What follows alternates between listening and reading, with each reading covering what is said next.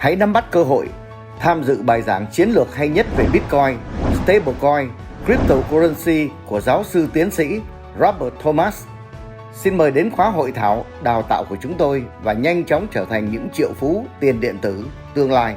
Năm 2022, tiền điện tử chính thức bắt đầu cho những đối tác thương mại toàn thế giới. Xin liên lạc 1833 478 3362 1833 478 3362.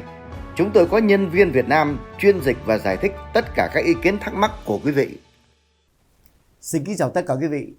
Hôm nay Trần Quang Kỳ xin trân trọng giới thiệu đến cùng quý vị nhà triệu phú, giáo sư tiến sĩ Robert Thomas là người có tác giả bán cuốn sách bán chạy nhất Âu Châu và cuốn sách có tên là Bí mật của những nhà triệu phú với doanh thu hàng triệu đô la. Ông cũng từng làm chủ các talk show và những đài radio show rất danh giá trên hệ thống channel của các đài Hoa Kỳ. Ông đã từng là người hướng dẫn phương pháp tìm hiểu về tiền điện tử Bitcoin. Xin trân trọng kính chào giáo sư tiến sĩ Robert Thomas. Thank you. It's nice to be here. Giáo sư khỏe không ạ? Nice to be talking to everybody. Vâng. Chúng tôi có question với lại giáo sư. Thưa giáo sư giáo sư đã bắt đầu về cái business vào cái tuổi nào? In English. How did you get started in business and at what age? Okay. So I started when I was a little boy. I was 8 years old, shoveling snow and making money. And the idea was when you're a little boy, you want to make money for candy. So I wanted to shovel snow, make money, and buy Snickers or buy candy. Giáo sư cho biết là khi còn ở cái tuổi nhỏ, ông đã làm những việc như là xúc tuyết để mà kiếm tiền ngay từ thuở bé. Và thưa quý vị là chúng tôi xin hỏi câu thứ hai là how did you make money in school? Và trong cái tuổi học trò của giáo sư thì giáo sư đã kiếm tiền bằng cách nào? Yeah. So when I was in school, candy became very popular. So I would buy big boxes of candy at a big price, like $25, and I would take them to school and sell them for 3 pennies, 5 pennies, and make 200% profit. Và ông cho biết là ngay tại school là ông đã biết cách là mua rẻ và bán đắt, đó là buy low sell high, và ông đã mua kẹo để mà bán cho các bạn bè trong trường. Và thưa ông là chúng tôi muốn hỏi ông một câu số 3, đó là what was your first big job after high school? Okay, so my father and my uncle were both in the radio business and the advertising business, and they grew in this business selling radio advertising business to business and creating advertising promotions with companies like Coca-Cola and different companies. And they worked with a lot of the music groups like the Beatles and James Brown, very big groups. And they became directors of radio stations, and then they taught me. So my first job at a radio station was going business to business, selling radio advertising, creating TV promotions and radio promotions, and creating events. And from that year and a half of experience, I learned to make a lot of money as a salesperson selling radio advertising, and I saved my money, and I took that first money and invested in my first business. Sau khi ông ta học ở trong trường ra và cái công việc làm đầu tiên để ông ta kiếm được tiền đó là liên hệ với những cái chương trình làm việc với các đài entertainment, và từ đó ông phát triển ra để mà kiếm tiền qua hình thức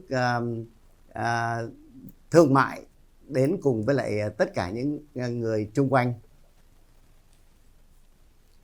Câu thứ tư chúng tôi muốn hỏi ông là how did you learn about money growing as a young man? Tức là làm cách nào để ông kiếm tiền khi mà ông kiếm tiền lúc còn nhỏ và là lúc còn ông còn trẻ đó.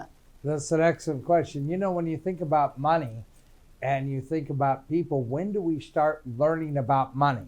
You know, I think when you're a kid and you're learning about 5 cents or 10 cents or 20 cents, what do kids use money for? They don't buy cars, they don't buy homes, they don't buy furniture, they buy candy. You know, they buy candy, they go to the store, and so, you know, they're interested in 5 cents or 10 cents or 20 cents or 50 cents. When I started my first job shoveling snow, off sidewalks. I would shovel a sidewalk in Colorado, and it would take me about 15 minutes, and I would make $1. So I equated that $1 with 1 week of candy. So $1 was 1 week of candy. $2 was 2 weeks of candy. Oh, ok. Ông đã biết cách là tìm hiểu cách làm giàu bằng cách là mua những số lượng và bắt đầu bán ra cho tất cả những người chung quanh để cho kiếm tiền trong cái lúc mà ông ta còn trẻ.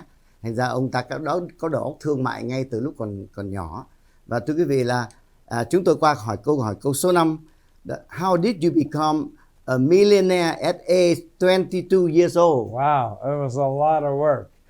First of all, at age 15, I started reading and studying books like Napoleon Hill and Think and Grow Rich, The Richest Man in Babylon by George Clausen, books like Robert Kiyosaki puts out, Rich Dad, Poor Dad, or books that you might know about, Tony Robbins. And so I started reading these books.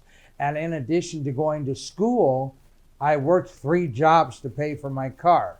So I worked 3 jobs, plus I studied the books, plus I went to trainings every Tuesday and Thursday for 3 years, learning sales, marketing, advertising, and promotion. Ông đã học hỏi rất là nhiều từ những cuốn sách danh tiếng của những người hướng dẫn về tài chính, và ông ta đã có một đầu óc kinh doanh từ thuở nhỏ, và vì vậy mà ông ta đã trở thành một cái mộng ước của ông đã thành đạt khi mà ông chỉ có 22 tuổi đã trở thành triệu phú. Và thưa câu số 6, đó là what is the most money that you have grown in the least time? Oh, that's a great story.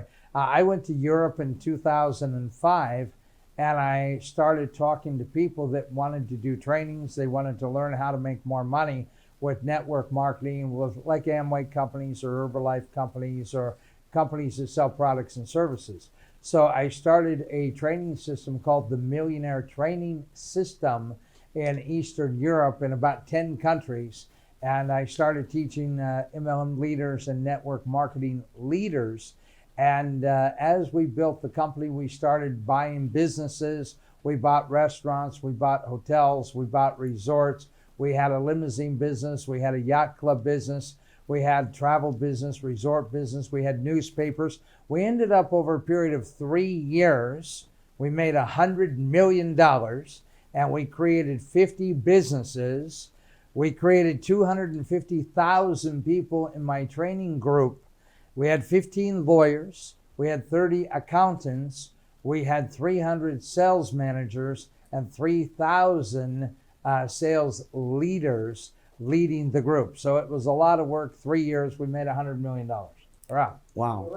Trong một thời gian rất là ngắn, ông ta đã học hỏi được rất nhiều kinh nghiệm của những người tiền bối đi trước, tài giỏi về tài chính. Và ông ta đã trong vòng 3 năm, ông ta đã kiếm ra được hàng trăm triệu.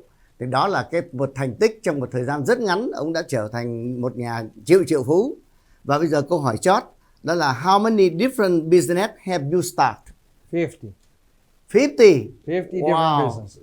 So we've had hotel businesses, resort businesses, travel businesses, newspapers, limousines. We've had apartment buildings. We have an airline in the past.